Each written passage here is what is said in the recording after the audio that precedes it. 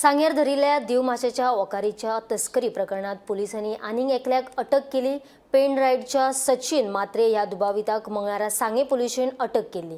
आता मेरेन ह्या ओकारी तस्करीत प्रकरणात 4 जाणांक अटक केल्या। आम्ही सांगे पुलीस स्टेशनार आसा आणि खंय तरी जी वेल्स सोमीट आसा ती 4 दिसां पयलीं सीज केल्ली।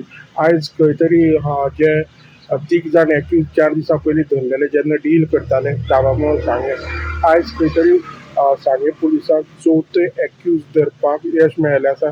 तांकां हे इन्फॉर्मेशन थ्रू 3 एक्यूज जेनी डील करपा आयले तांकां अरेस्ट केलें, जेंचे थ्रू इन्फॉर्मेशन मेळ्ळें आनी आयज तेणी काल तेणी पेन रायगड कोंकण हे एरियेक ताका धरून आयज तेणी अरेस्ट करून सांग्यार हाडलेलो आसा।